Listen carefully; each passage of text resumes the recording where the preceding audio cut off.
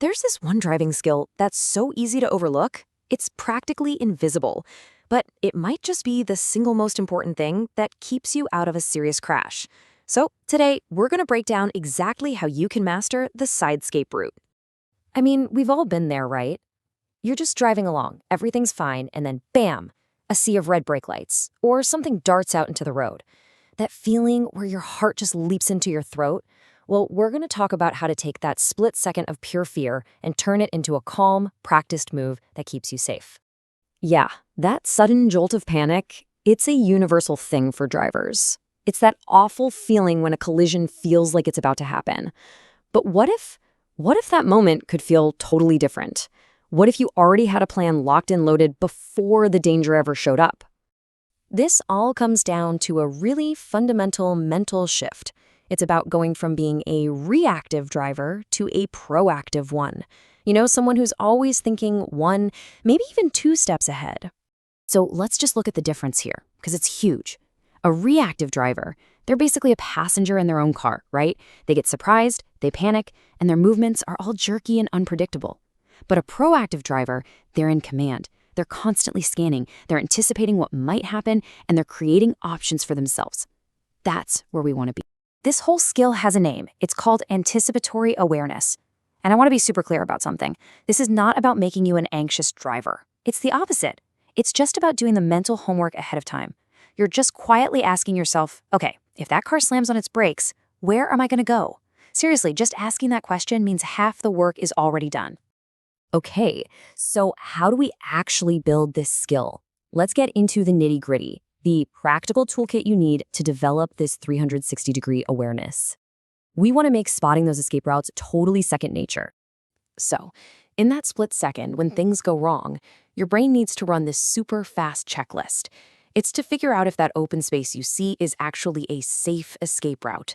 You got to assess the surface, see all the other moving parts, check your visibility, and, this is a big one, really know your own vehicle and how it's going to handle the move. Let's break each of those down. First up, the surface. You've got to look at it. Is that shoulder paved or is it loose gravel or wet grass?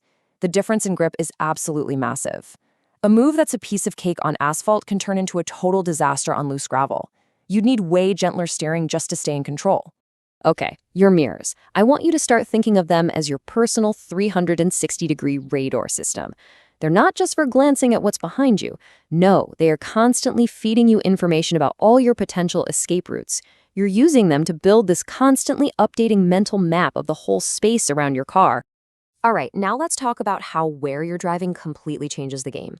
I mean, an escape route on a wide open highway is totally different from one on a cramped city street. Your strategy has to be constantly adapting. Think about it. On a highway, your best bet is usually that nice paved shoulder. But in the city, you're looking for a clear side street, maybe even a driveway, all while trying to dodge parked cars. And then you get out on a rural road, and all that open space, well, it can be really deceiving. You've got soft shoulders, you've got ditches. Sometimes your safest move is just to slow down right where you are, in your own lane. Okay, let's get into the tough stuff. What happens when you've done everything right? You've identified your out, your perfect escape route, and then, poof, it vanishes. Another car just slides right into that gap you were counting on. First things first, do not panic. Your best move, right then and there, is to just adjust your speed. Gently ease off the gas, slow down, and create more space in front of you. All that does is buy you precious time for your eyes to scan for a plan B. And remember, trying to force a risky move is almost always the wrong call. Now, for the scenario none of us ever wants to face. You're completely boxed in. There is literally nowhere to go. In this moment, the goal completely shifts. It's not about avoiding the crash anymore. It's about harm minimization. Your entire job now is to make it less bad. So here's what you do. Step 1. Scrub off as much speed as you possibly can. Brake smoothly but firmly. Step 2. Hit your hazard lights. Warn everyone else. Step 3. If you have any choice at all about what you hit, aim for something soft. Bushes are way, way better than a concrete wall. And finally, brace for impact. Try to keep the car straight and press your head firmly back against the headrest. That can really help reduce whiplash. So, after all that, what's the big takeaway? Really, it's about a shift in how you see yourself as a driver.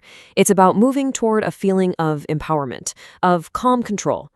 And again, let me be absolutely clear. The goal here is not to make you a nervous driver. It is the exact opposite.